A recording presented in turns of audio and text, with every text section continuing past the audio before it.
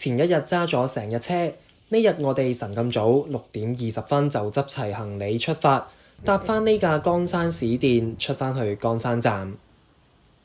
但其實我哋係未同岡山 say goodbye 㗎。朝早呢一站，我哋會經過呢一條橋，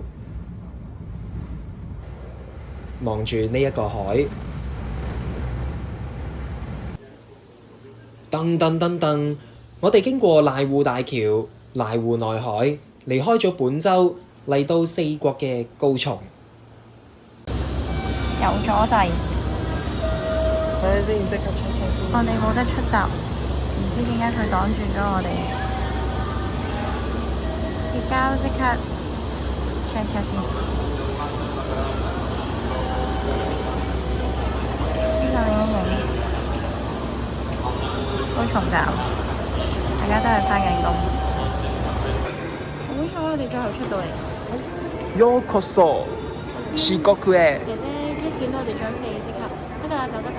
係啊，原來係可以嚟咁，心諗我 check 晒㗎嘛，冇理由搭程車嚟又搭翻程車走。好似咧鐵膠咁樣咯，即刻搭車回程。唔好啦。張相。一出車站，有種好熟悉嘅感覺。足足8年半之前，我同我媽咪、細佬嚟過四國。不過今次我好想帶埋老婆嚟行下。不過時間有限，我哋喺車站附近食咗個早餐，就行咗去車站隔離最大嘅景點，亦都係100名城之一嘅高松城。我哋冇行入去高松城所在嘅玉造公園，但係就喺城牆外圍行咗一圈。呢一日真係好熱好曬，睇下我老婆，佢戴齊晒帽，戴齊晒太陽眼鏡，就係為咗阻擋下呢啲紫外光。返嚟啦，返嚟啦，越走越遠。睇緊溫度幾多度啊？而家50。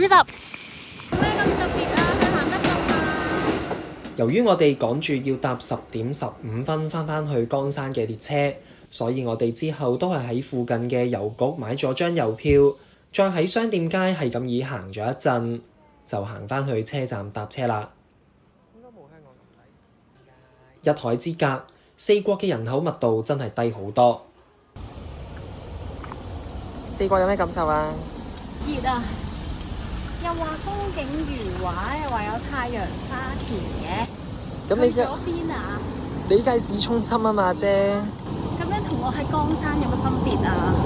轉得山長水遠叫我嚟高松，太過分啦！想去四國睇風景嘅話，承接返上一集嗰句，下次再去啦。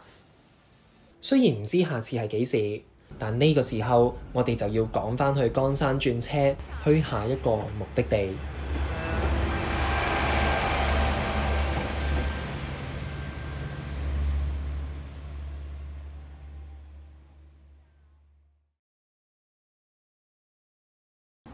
老婆，既然你話我係鐵膠，咁我順便介紹俾你知道，麵包超人列車係四國限定，最盡都只會去到岡山。你睇下，當年我都見過呢款車㗎，我仲坐過高德線嗰款添。順便俾你睇下嗰陣時我啲頭髮幾濃密。